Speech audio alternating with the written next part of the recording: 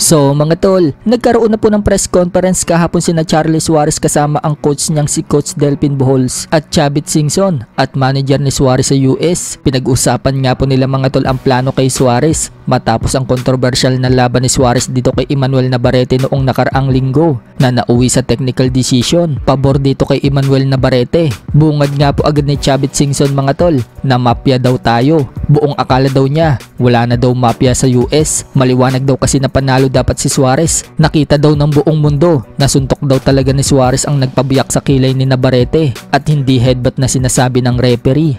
Alam natin lahat na namapya na naman tayo sa Amerika.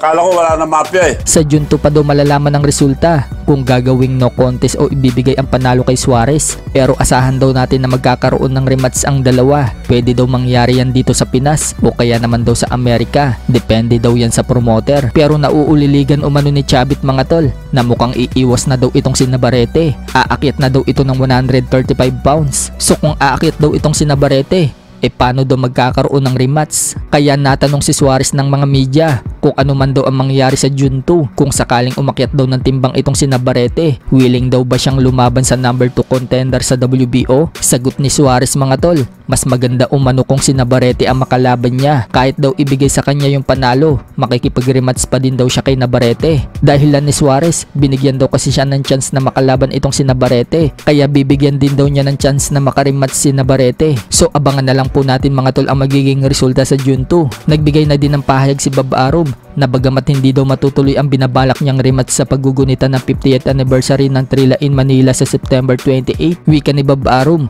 magpapagaling lang umano itong si Navarrete ng sugat nito. At dahil hirap na daw si Navarrete na kunin ang 130 pounds, sila na mismo daw ang maghahanap ng nutritionist at conditioning coach para kay Navarrete. So ibig sabihin mga tol, mukhang medyo matatagalan pa yung rematch na yan. Mariin din pong sinabi ni Bob Arum pero umano sa kanya kung gagawin daw no contest yung laban at unfair naman umano kung gagawing panalo itong si Suarez. Natanong nga po si Chavit Singson mga tol ng reporter kung nakausap na daw ba niya si Bob Arum after ng fight. Sagot ni Chavit mga tol, hinahanap nga daw siya pero hindi daw siya sumasagot. Alam daw kasi nilang galit siya sa nangyaring dayaan. Kung sakali umano makarematch ni Suarez si Navarrete, baka daw magkaroon pa ng pangatlong laban. Sa kabilang banda naman mga tol, binunyag naman po ng coach ni Suarez na si Coach Delphin na hirap na si Navarrete na kunin ang 130 pounds. Noong pangatlong weigh-in daw ni Navarrete, binantayan umano niya ng gusto itong si Navarrete. Nakiusap nga din daw ang kampo ni Navarrete sa kanya kung pwede daw na i-consider na yung 0.1 na over ni Navarrete. Lampas pa daw kasi ng 0.1 yung timbang ni Navarrete. Sinabi daw dyan ni Coach Delphin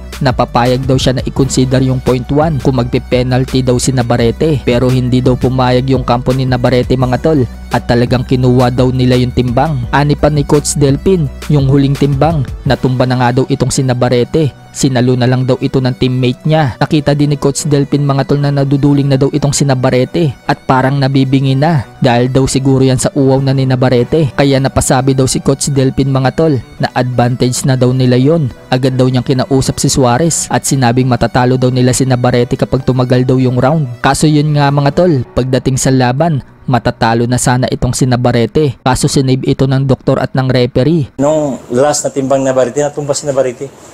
Kasi sinalo siya ng ng teammate niya. Nabibingi na siya sa sa dehydrate niya, bingi na siya. Kasi yung tingin niya kay Charlie, tinitingnan ko paduling.